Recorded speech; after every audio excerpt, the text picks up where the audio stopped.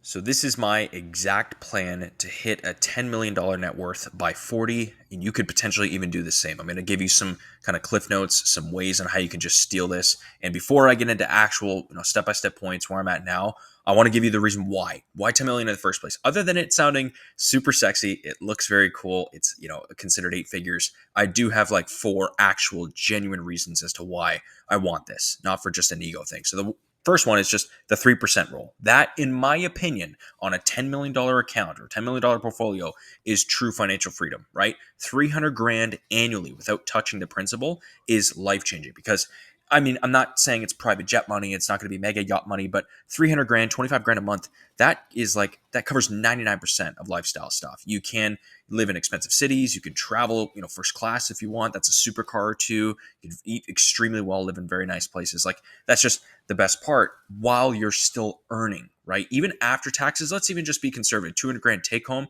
That's still, very top 5% lifestyle of the entire world, right? So again, I'm not saying it's crazy, but this is why, I'll break this down in the numbers again, but if you're, compounding even 7% a year, right? And you only take out 3% of your portfolio at that rate, that's crazy. You're leaving 4% to ride, to continue on its own. And I've talked about this before, but I don't think people understand that. So when I look at the 3% safe withdrawal rate, the SWR, 300 grand is insane. The point two is, I'll call it the fuck you money threshold, right? 10 million is where I'm going to be able to walk away from anything like stupid business deals, bad clients. I could take bigger risks because I know, failure won't necessarily destroy me. I can negotiate from just every bit of leverage. And I'm getting better at this, but I'm not in a position to where I can turn down money. I still work with sometimes, clients that I know are going to be crappy, even though in my mind, I'm like, I shouldn't take this guy on, but I need money, right? We need money. I have expenses. I have payroll. I have, taxes to pay on a quarterly basis. Like this isn't easy stuff, right? So I have that listed there to be like, once I hit 10, dude, I'll stick it to whoever, doesn't want to. Point three, this is like, as silly as it sounds, this is built-in generational wealth.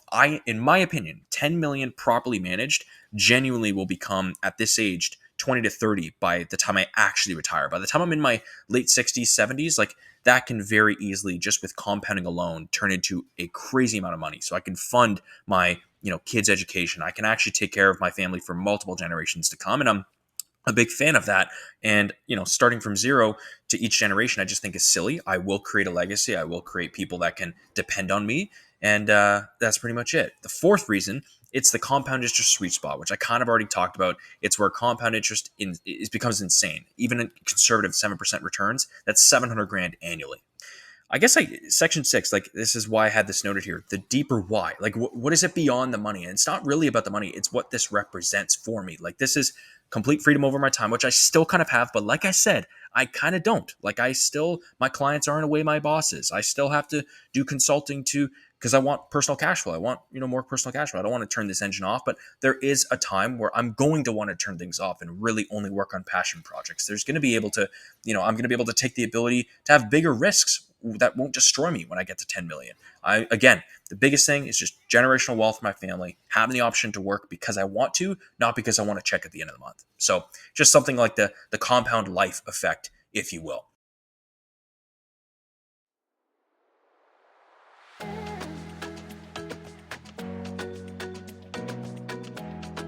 Today we're going to break down why the 3% rule might not be the golden ticket to financial freedom you've been told, and why $300,000 in retirement might actually be too conservative, and why this isn't really about retiring early at all.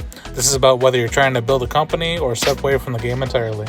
This video isn't just about numbers. I'm posing a much bigger question to BizPath. Does he really want to retire early and live off his portfolio, or is he trying to build a business empire and see how high he can go? Because those are two very different biz paths, and confusing them can lead to a completely unrealistic plan for financial freedom. Let's start where this idea came from. Bill Bengen, a former rocket scientist turned financial planner back in 1994. He studied decades of market data and concluded that if you withdrew 4% of your portfolio each year, adjusted for inflation, your money would almost always last at least 30 years. That research was later backed up by the Trinity study, which found the same thing. At a 4% withdrawal rate, retirees had a 96% chance of their portfolio surviving 3 decades. In fact, in most cases, about 2/3 of the time, people ended up with more money than they started with. But by BizPath only withdrawing 3% of his portfolio, he's guaranteeing that his portfolio survives, but the trade-off is that you're leaving huge amounts of money on the table. And here's the kicker. According to the Bureau of Labor Statistics in 2023, the average expenditure for a household where the head of the household was 65 years or older was about $60,000. And according to DQYDJ.com, in 2024, the median household income in the United States was about $80,000. So if BizPath is withdrawing $300,000 a year, it might sound like financial security, but in comparison, it's a level of lifestyle that most people will never need in retirement. Which raises the real question, is this really about retiring early, or is it about building wealth for the sake of building wealth? But here's where things get interesting. On paper, 3% or even 3.5% makes sense if your goal is to retire, turn off the engines, live comfortably, and not worry about money again. But let's be honest, is that what's really going on here? Because pulling $300K a year isn't really retirement math for the average person. Remember, the average retiree spends about $60,000 a year, and the median household income across America is about $80,000 in 2024.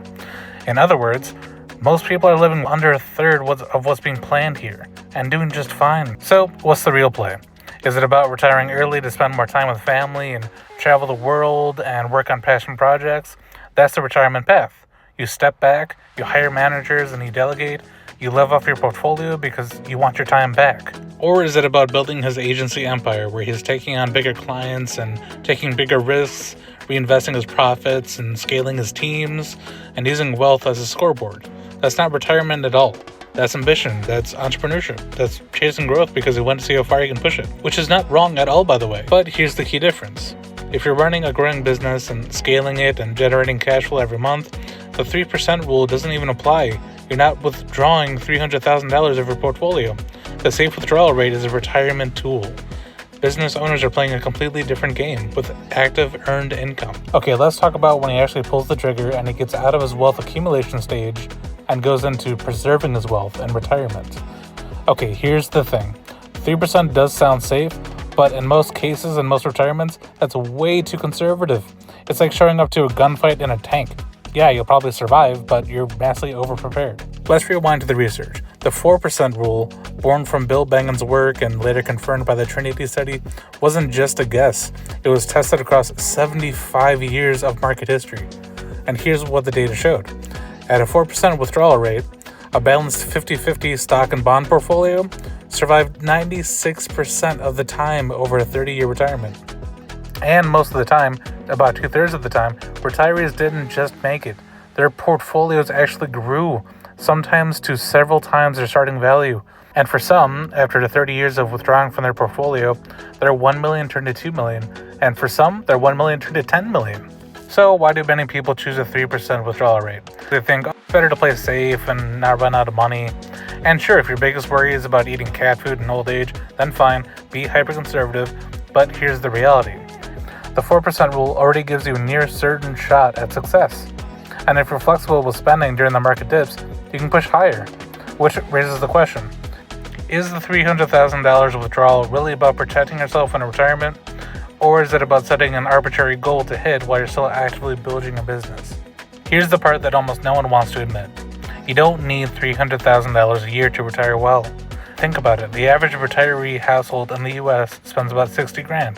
The median household income across the country is $80,000.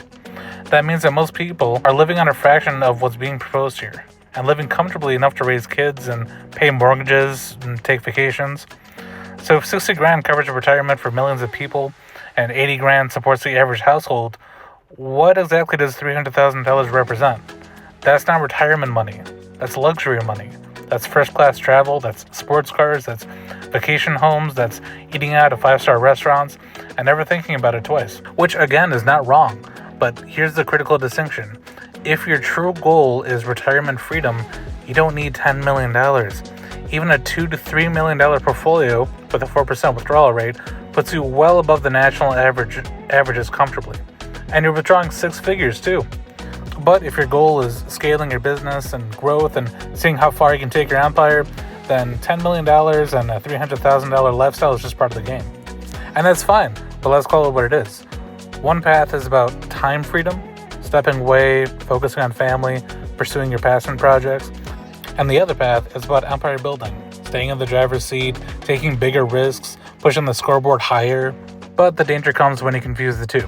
Because if you're telling yourself you need $10 million to retire and you're planning for retirement, but your numbers look like you're still in your wealth accumulation phase and really trying to scale your business, you might be setting goals that don't align with what you actually want your life to look like. So here's where we land. Is this really about retirement, or is it about empire building? If your actual dream is to retire early and spend time with family and work on passion projects, you don't need $10 million. A smaller portfolio, say $2 to $3 million with a 4% withdrawal rate, you're withdrawing six figures already, that would already put you far above what the average American lives on. That's real freedom. But if you're setting a $10 million target, talking about $300,000 withdrawals, and still running a business, let's be honest, that's not retiring. It's not a financial freedom number. You're competing, you're scaling, you're chasing growth because you want to see how high you can push the game. And that's okay. That's a great thing if he's doing that. But it's not the same thing as budgeting and looking at your expenses and setting a $2 or $3 million financial independence number, where you can already step back from your job and spend more time with your family and already build generational wealth. So the 4% rule is a retirement tool. It's built for people who want absolute certainty that they will never run out of money. But if you're running an agency and investing aggressively, building cash flow, then the 3% framework just doesn't fit your reality. It's like driving a Bugatti in first gear. Technically safe, but you're not really using it the way it was meant to be driven. So here's a question I posed to BizPath. Do you actually want to retire early and delegate and step back and live a simpler but freer life? Or do you want to keep building and keep scaling and treat wealth like the ultimate scoreboard? Because if it's the former, you don't need a $10 million target. And if it's the latter, then your 3% rule doesn't apply because you're still accumulating wealth, not preserving wealth and withdrawing from a portfolio. So let me know what you think. Drop your answer in the comments. Retirement freedom or empire growth? Which one are you chasing? And if you found this breakdown helpful, make sure to hit that like button and subscribe for more straight talk on money, business, and financial freedom.